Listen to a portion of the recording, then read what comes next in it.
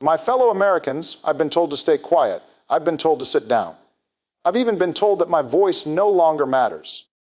But let me tell you this, when someone tries to silence you, it is not because your words are weak, it is because your words carry power. Now, I want to be clear. This is not about me.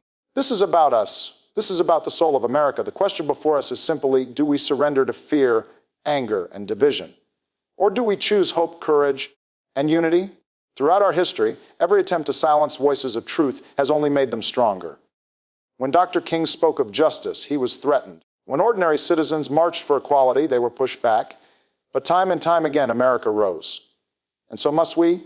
I am not here to fight one man. I am here to stand with millions who believe in something greater than themselves. I am here to remind you that our democracy is not a gift.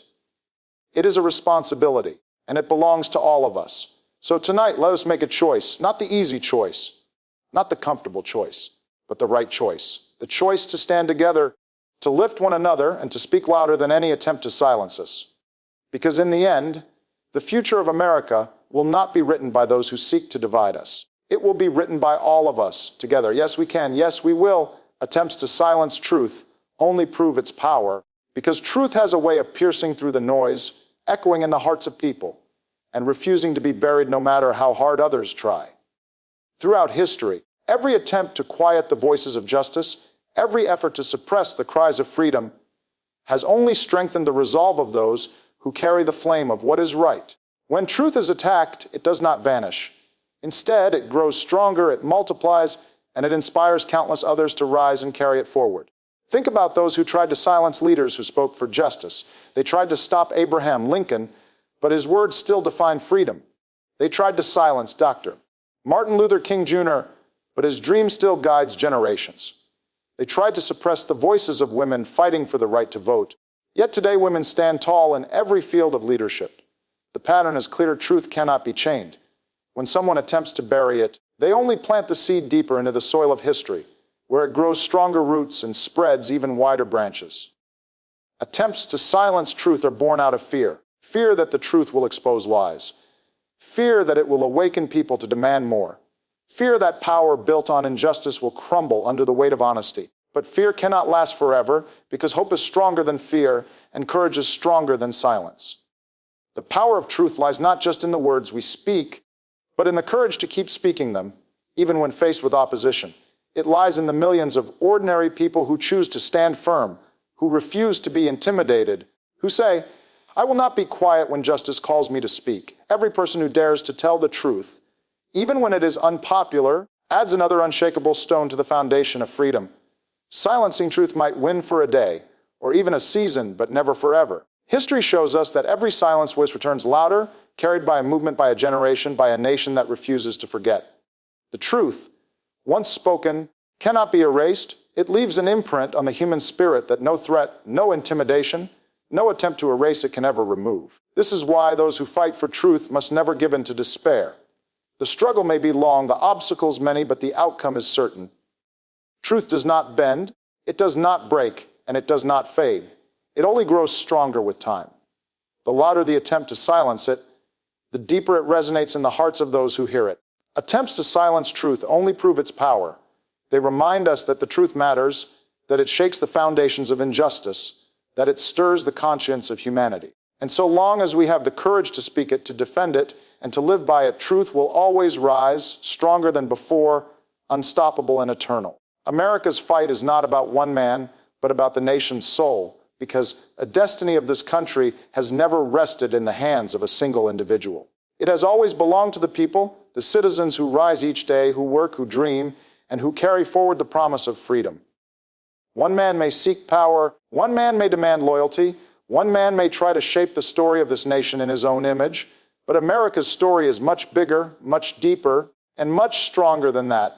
It is the story of generations who struggled, sacrificed, and believed that a nation of by and for the people could endure. When we say this fight is about the soul of the nation, we are talking about the values that define us: fairness, justice, equality, compassion, and the belief that every person matters.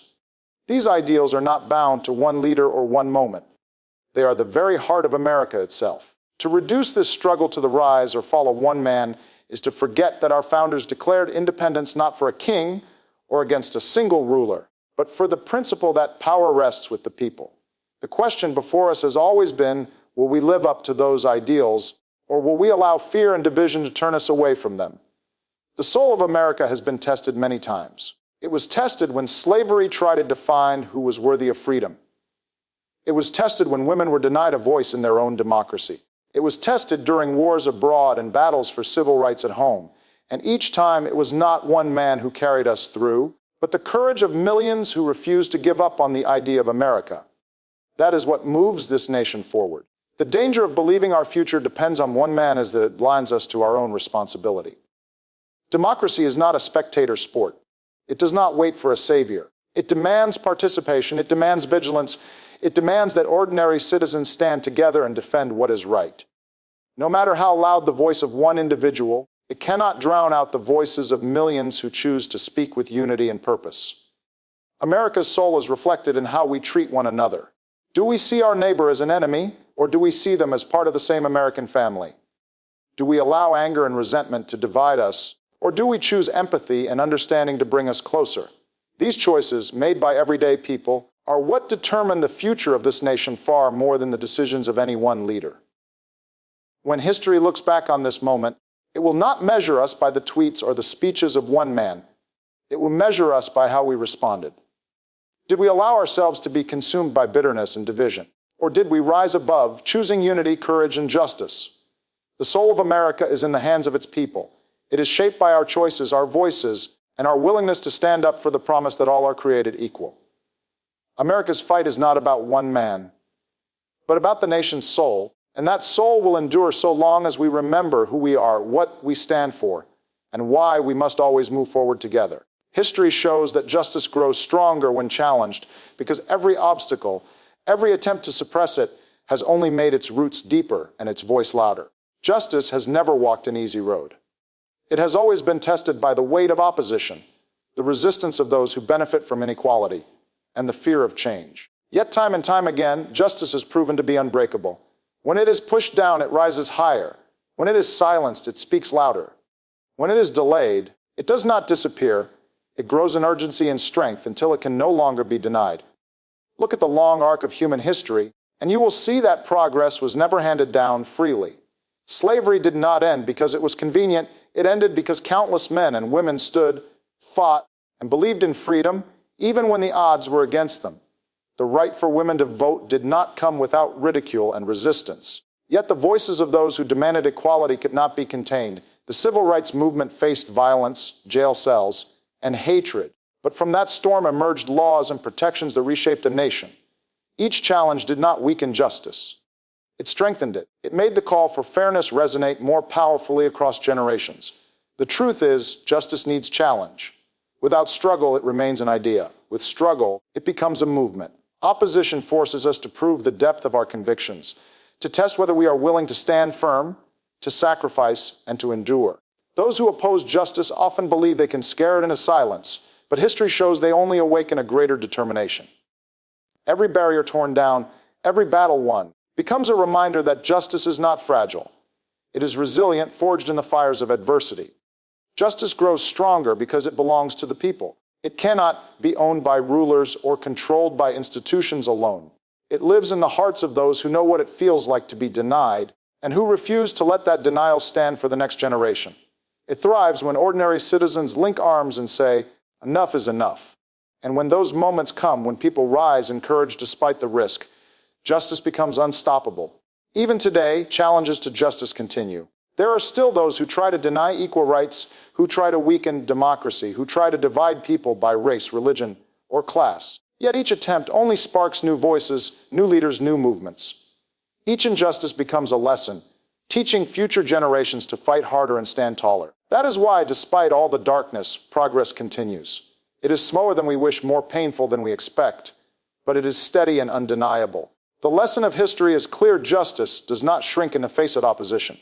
It grows. It takes root in struggle. It gains strength in resistance. And it shines brightest when surrounded by darkness. Those who stand against justice may win temporary victories, but in the long run, they strengthen the very cause they sought to destroy. And so long as people believe in fairness, equality, and dignity for all, justice will continue its march. Stronger, louder, and more enduring with every challenge it faces. Democracy is a responsibility, not a gift, because it does not simply appear or sustain itself without the constant effort of the people who live within it. It is not something handed down from generation to generation as if it were a permanent possession, untouched by time or challenge.